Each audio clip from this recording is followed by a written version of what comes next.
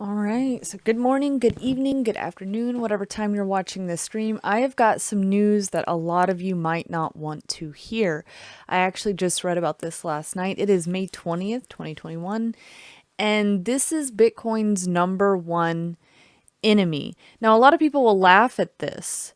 They will because, there's still a lot of people out there that think that they can hide from the IRS, the banksters, their government, whatever it might be.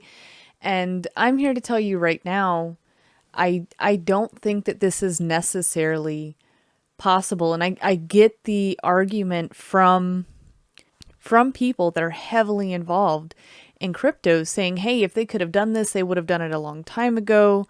I think that there's other reasons that they will continue to let, crypto be a thing here in the near future. But we also need to look at the side of this regulation. Now, check this out. The OCC, the Federal Reserve, and the FDIC are considering an interagency sprint team for crypto regulation. So you are now getting, three key components here all together and throwing them into the mixture. And this is probably not going to be good in the short term, depending on how fast that they move. This is not good. Now I'm gonna look at this from both sides actually. Yes, regulation right now is cryptocurrency's number one enemy. But also, hear me out here if you are somebody that really loves your crypto. You need to start looking at this a little bit differently, okay? It's not your get rich quick scheme necessarily. It's not the you're going to hide from daddy government. No. Regulation, good and bad. Now, long term, more regulation in this space, although I hate it, you hate it, most of us hate it, the everyday investor is going to feel more comfortable with more regulation. I hate to say that, but I think that it's the truth. Honest to God, I think that that is the truth. So the quick take on this, the OCC, the Federal Reserve, and the FDIC are in the talks about an interagency sprint team on crypto regulation. They are already making a joint effort to create a unified framework and set definitions for cryptocurrency. Yikes. The hearing brought separate regulations or regulators, excuse me, I'm trying to make sure you guys can actually see this. Let me move it just a little bit. So different separate regulators with oversight of the nation's banks together for a hearing entitled Oversight of Prudential Regulators, ensuring the safety, soundness, diversity, and accountability of depository institutions. Representative Tom Emmer pressed each of those in attendance on what their agency is doing related to creating rules for crypto today. Randall Corrales, Vice Chair of the Federal Reserve Board of Governors and Federal Deposit Insurance Commission, FDIC Chair, Jelena McWilliams, focused on internal efforts, which mostly amount to requests for comment from industry participants and studies of the emerging technology related to central bank digital currency, CBDCs, and other innovations. So I find this kind of interesting because they're both talking about, the normal everyday cryptos that you are used to trading, but also CBDCs here, right? This is kind of interesting to me because they are trying to I don't think that this is just an opinion. You should know by now. They want you on a digital currency. So even if that's the only reason, which I don't think it's the only reason, even if you think that that's the only reason that crypto exists, I believe that you're right. It gets people used to the idea of that digital money. People are already used to it. How many people do you know actually pay in cash anymore? They don't. They swipe a card, right? It says we are focused very intently on these crypto issues with the aim of having answers and joint views very quickly, said Corrales. I think that's very achievable. So now that they're all working together, they're going to figure out how to get this under control and how to keep absolute control, right? The lack of collaboration among federal regulators on the crypto question is a pain point, according to Hisu. I can't say this guy's last name, excuse me for that. I am concerned that the regulatory committee is taking a fragmented agency by agency approach to the technology-driven changes taking place today, he said. Another important note from this is now that some crypto firms have federal characters, guidance from the Federal Deposit Insurance Commission, FDIC, may be needed. As Representative Warren Davidson pointed out, currently the FDIC doesn't insure crypto deposits. I find this little tidbit really interesting. I don't see why the FDIC would insure crypto deposits. I don't know why people feel safe even having their money in a bank, to be honest. That FDIC insurance doesn't mean anything. If everything were to come crashing down or you saw real bank runs happening, that insurance doesn't matter anymore.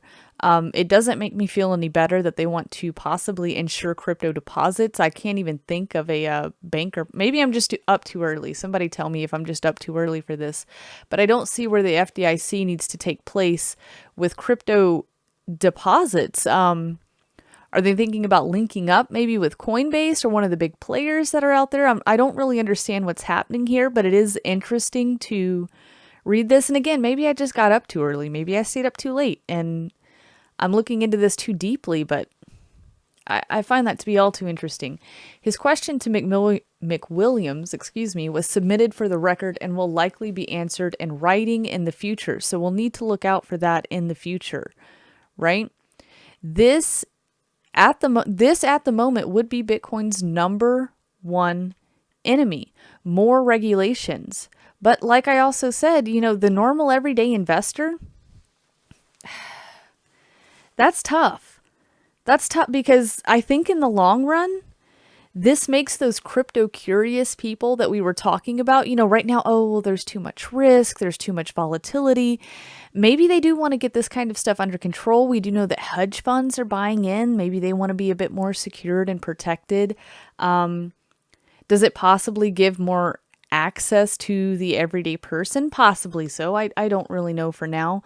But short term, this will hit crypto hard if this goes into effect. If they really start launching things for this, it's going to hurt. Now, there's one more key issue, and I've said this before, I believe on another stream. Let me actually fix this up for you. Bitcoin's growing energy problem. It's a dirty currency. So they're going to attack your cryptocurrencies every way that they can. And normally, yes, we can withstand these attacks. They try to throw Bitcoin under the bus for all kinds of things. But at the end of the day, the same institutions that are telling you this, I believe, there might be some backdoor deals going on. And there is some stuff that we've seen. There is institutionalized buying here. Guys, this is no longer the people's currency. The banks and Wall Street have taken over. There was, I don't have this pulled up, and I don't think I could pull it up quickly to confirm it with you guys, but there was $1 billion worth of Ethereum moved to a hard wallet or a cold storage wallet. $1 billion. All right. China. Okay, let's go here too. Let's take another step here. I think that 60-something%, you can correct me if I'm wrong here. I believe that it's 60-something% of the mining for Bitcoin is in China. There's lots of regulations going on in China. That is why you've seen this downturn in the moment, I do believe. Would it bounce back? Yeah, probably so. People always find ways around this if there is some kind of criminal activity going on. Or even if someone's not doing something, maybe the criminal activity is mining Bitcoin, someone will still figure out how to do it, right? But this dirty currency sort of idea, since you've had Elon Musk tweeting about it, I believe that it's going to become a bigger deal. Most people that understand Bitcoin, understand mining, understand proof of work, that this takes a lot of energy. That's not anything new for us. And I think that Elon knew that from the beginning. When Musk was tweeting, it's not just because he found out about it. Guys, call me a tinfoil hat wearing crazy loon out here, but I think that, what did he buy? $1 billion? worth 1 point something billion dollars worth of Bitcoin for Tesla to hold and, people to be able to buy Teslas with Bitcoin. And then what was it? Just a couple days later, he's telling you that it's the worst thing in the world, but that they're not going to sell any.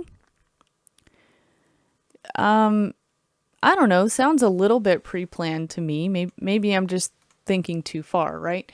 Well, check this out. So this is something that you might want to look into. I think that I'm going to look into this for myself just to see what's going on here.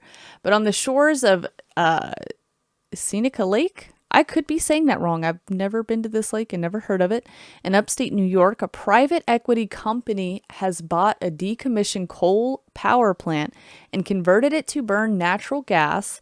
It then switched it back on to become what is described as a power plant cryptocurrency mining hybrid.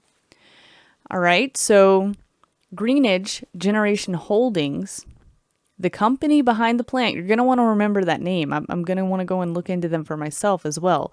But Greenidge Generation Holdings, the company behind the plant, plans to go public later this year, saying it expects to become the only U.S. publicly listed Bitcoin mining operation with its own power source.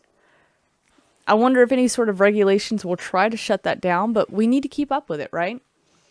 So in a presentation to investors, it says its direct line to the Empire pipeline system for gas allows it to produce coins for just $3,000 a pop. Could you imagine if they actually had the equipment? I wonder if they've really done the math on this too, but could you imagine if they really had the equipment and had a big Bitcoin mining operation?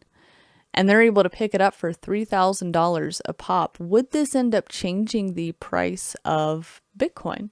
I don't know. I don't think so. It could. Theoretically it should, but I'm just saying I don't think that it would. A hefty margin, considering that even after a heavy recent drop on a possible crackdown from Chinese regulators, Bitcoin was still selling for around $40,000. So it goes into talking about climate activists, fuels being burnt, fossil fuels. It talks about the whole thing. And then it goes into Elon Musk. He loaded up his corporate coffers with 1.5 billion of the cryptocurrency.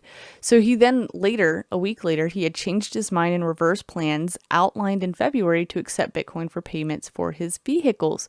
Cryptocurrency is a good idea on many levels, and we believe it has a promising future, but this cannot come at cost to the environment, he said. Now, I find this super interesting because there could be the switch here. I talked about the government regulations, but let's also talk about some possible other regulations that they could throw in there for you. Proof of work coins. Sadly, that could be a thing of the past. It's not something that you want to hear, but if they are strict enough on these regulations, just environmentally, different tokens seem to be the way to go, right? Maybe this changes how you invest. So crypto proponents have accused him of ignorance over mining methods or of seeking to protect the shadowy interest of big government. A new crypto coin named Fuck Elon has appeared. I think that there was another one made too. A coin basically just to hate on Elon Musk. But this is the easiest. I always figured this would be the easiest way to actually shut down Bitcoin. Them talking about the carbon footprint of Bitcoin along with new regulations, this could be a 1-2 punch right now. And depending on how quickly this comes, the near future doesn't look too good, right? We just went through a crash. That wasn't a dip. That was a crash. We just went through a crash. I'm not even sure if it's over yet. And yet we have article after article after article coming out to basically smack it down.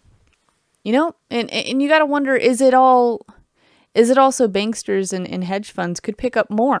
That could be in the back of your mind too. I often think about it. So measuring precisely how dirty Bitcoin, I like how they just keep calling it like this dirty, terrible thing, as if American industry or what we buy and produce here isn't a dirty thing. I'm not even a super environmentalist or anything, but I just find it funny how they can point the finger at you and say, hey, you're the problem. This is the problem. Meanwhile, they don't want you to look and see what they're doing. You think that making a Tesla car is the cleanest thing in the world? Have you seen what it looks like to produce and to extract lithium from the ground? It's not very pretty, but no one wants to think about that. All right, so the dirty Bitcoin. It has become a cottage industry in itself. The latest calculation from Cambridge University's Bitcoin Electricity Consumption Index suggests that Bitcoin mining consumes 133.68 terawatt hours a year of electricity. That's actually a lot.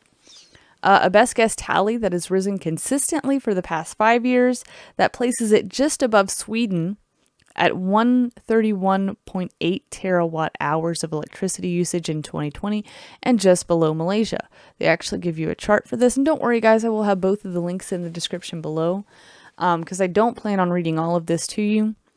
I just wanted us to look over this together.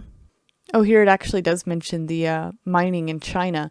So this is another thing to look at and to consider, because at any time the government could come out with some propaganda. Any government out there could come out with propaganda saying, China could have control over you. And they could. This literally says here about 65% of the crypto mining comes from China, where coal makes up around 60% of the energy mix.